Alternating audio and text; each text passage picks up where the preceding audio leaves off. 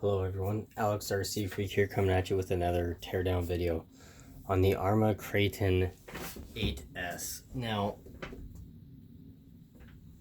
as you can see, I'm working on it. I got the transmission already out of it. Trying to get you guys. My light is kind of acting up that I use, so please bear with me. You know what I'm saying? I just got off work, so it's been a really long day. It's like 8 o'clock or almost 9 o'clock. I think it's almost about 9 o'clock. I live in Spokane, so Washington. So anyway, like I say, it's a late day, and if you notice, like let's get up and close and notice this here. Look at this. Let me bring you down a little bit where you can see this. Hopefully, you notice this light bulb. I just put a brand new light bulb in here, and they're cheap Sylvania, or however you say that name.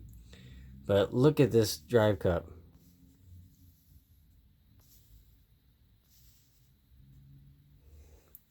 It's hard to see, but it has oil. Literally, it has oil all over it. Look at that. That's hard to see on camera, but see how my finger's all oily? See that oil? That oil shimmer? See it? I don't know, maybe you can see that. See all those fingerprints? Right in there? Yeah, see all those little like fingerprints? Yeah, my differential's already leaking. Out of the box. And if you watch my center diff video, yeah, that's about the gaskets were cut out of the box. So anyway, so basically what you need to take off this cover. Now these are exactly the same front and rear to remove it. The rear shock tower is the exact same as the front shock tower. So that being said, to remove this front cover, all you gotta do is remove this cover. You got a 4 millimeter Allen right here. So you got 4 socket head style 3 millimeter Allens to remove. And this is for a sway bar, aftermarket sway bar being sold separately. Now, if you're wondering, in that bag when you get these new, there's a little parts bag with the snap ring pliers, not C-clip pliers. Everyone says it.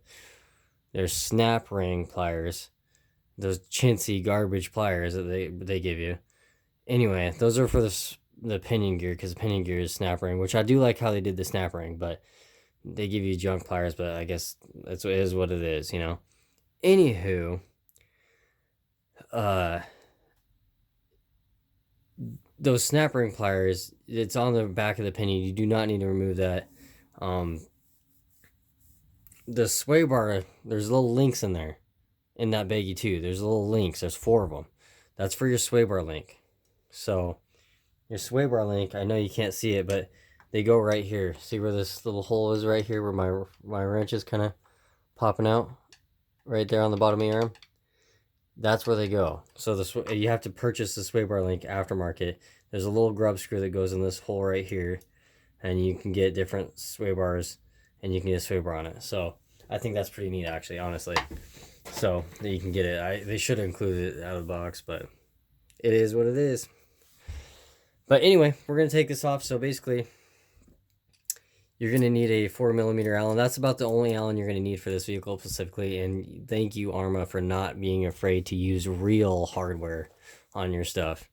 You know what I'm saying? No joke. I got to tip my hat to Arrma on that shit. So anyway, you got 1, 2, 3, 4 of them. I'm going to take those off real quick, and then this pops right out. You don't even need to remove the bumper. You can to make it easier. It is not necessary. This is the front bumper. So it's exactly the same with the rear. You do not have to, on the rear, you do not have to remove the rear wing mount. It is a little bit easier to get it off with the rear wing mount removed. It is not necessary. So doing the front here, doing this front one is exactly the same as the rear. Literally, the front shock tower setup is the same on the rear. So, or the shock tower setup is the exact same on the rear. Just so you know, they're completely interchangeable. If you look at them. So anyway, but yeah. So, anywho, this right here, you just pull it out, pull it off. The same thing on the rear. So this is for the front and for the rear differential. So I ain't gonna make two different videos because literally it's the same way of doing it. All right, I'm just gonna stop right there, and then I'm gonna get this undone for you guys. Okay, so basically these are the screws right here that go on the sides down there, and then this obviously is that 4mm Allen or 5mm, the size around. But anyway, yeah, it goes right there, so pretty easy. Like I say, these diffs are exactly the same to remove. And then you got this big thick differential front half cover, and it gives you these things to where, see those holes where you can kind of get your fingers. That's what I did. Kind of, you gotta kind of do this rock, like do that, jiggle it, and then it pops right out. But that is the cover. Now if you notice, now you can see, I'll get you up close here. You might not, with this lighting, it may not be the best, but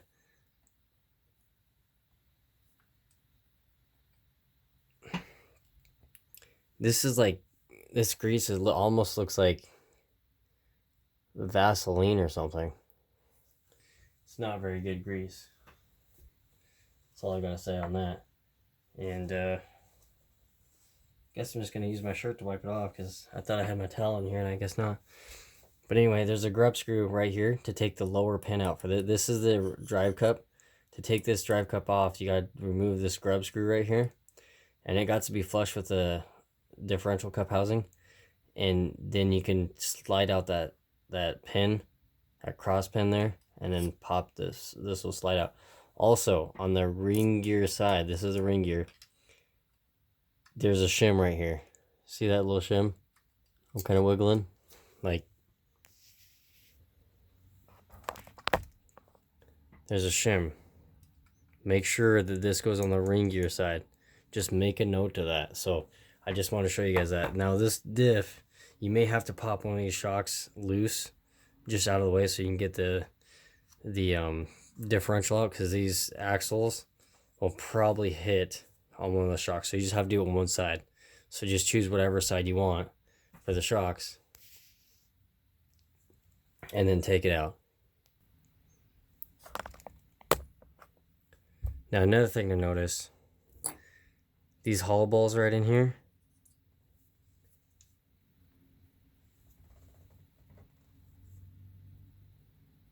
they are metal. They look like they're metal. Or, I don't know, it's hard to tell. Yeah, they are metal. So these hollow balls are actually metal. They're not plastic like the 6S ones. And do I have a tire in here?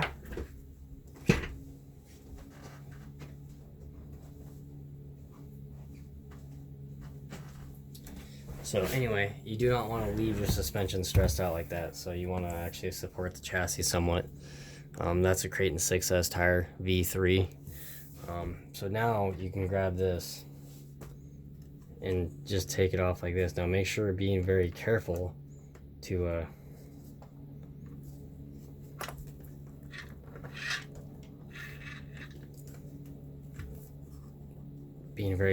not damage that washer, that spacer.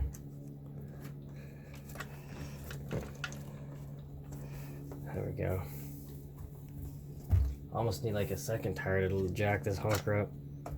There we go. So that's all you need to do, and it should pop out like that. Okay, now with this washer, you got this washer now. It goes on the ring gear side, so it just goes like that against the bearing. Now these screws right here, being very careful to not bend this, warp it, set it in a very safe place. So these are 3.5mm screws, stainless steel. This differential feels dry, like there's nothing in it. Now if you can see, the grease is like basically non-existent, like literally non-existent. So, and that's their pinion gear. There's some grease right there. So they got grease, but they got it all in the wrong spot. It's not even getting on your pinion gear. So anyway, and it looks honestly to me like Vaseline. Like, no joke. But I don't even know if I'm going to really take out that pinion gear. I might just scoop out that grease and just do it that way. I'm not 100% sure. I mean, I guess this would be the time to take out the pinion gear to clean it. I'll probably take out the pinion gear. Just use that little snap ring pliers. You can use the ones that came with it, or if you have snap ring pliers, you can use those too. You know, whatever works for you. But yeah, popping off one shock does make it a little easier. You just be patient with it. You gotta kind of rock it out of there. It is actually pretty snug fit, which I do like. It's better that way. But yeah, it's exactly the same for the rear. Literally that easy. So let me stop the video there, and the ring gear really does look very well built. And also, I wanted to make a note. If you noticed, just looking at the differential without disassembling it currently. Now, if you notice these little black dots, there's 4 of them. See them? So these dots are in the plastic differential cup right here. They go through the ring gear. They go through flush with the ring gear. That's a really good design, in my opinion. That is a great design. Like, in all seriousness, it's an awesome design. So that way the diff cup won't rock in there.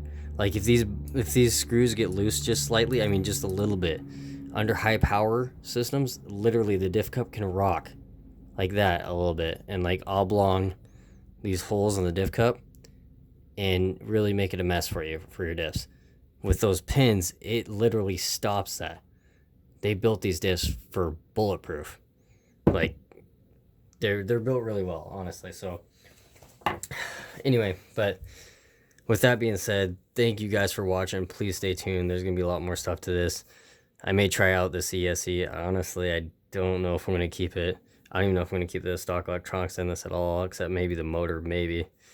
But anywho, with that being said, I appreciate you guys spending the time to watch my videos and comment on them. I apologize if I can't get to every single comment, question, out there. I really sincerely appreciate anyone and everyone's time, because your guys' time is just as valuable to me as it is to you. Like I say, I try to do the best I can with my videos. Like I say, I'm not getting any benefit. I'm not getting any kickback from YouTube by doing these videos. I'm doing it because I enjoy giving other people knowledge about the hobby, because I believe it's a really badass hobby to get started into, and it's an amazing hobby. Truly, it's an amazing hobby, and it's great for your family. It's good for stress. That's why I do it. It relieves my stress. This is my ultimate stress reliever, is just doing this, tinkering and fixing them up, keeping them maintained, very well maintained. It's enjoyment to me, and I genuinely mean that. So with that being said, I really appreciate you guys so sincerely. Anyone who's taken the time to watch my videos, take a moment of their day to comment on them. Like, really, it seriously means a lot to me, and I do apologize if I haven't got back to your comment. Like I say, if you have a question and I don't get back to it, please, if it's been a minute since I've posted the video or whatever, please just comment again. Kind of remind me. Sometimes I forget to. Like I say, I work a full-time job, 12-14 hour days in 90% of the time, so I work very long hours, and like I say, sometimes I get tired and I forget, and I apologize for that. I'm a human being, I guess. But anyway, thank you guys. I love you guys with all my heart. I'm saying, let's keep this hobby going.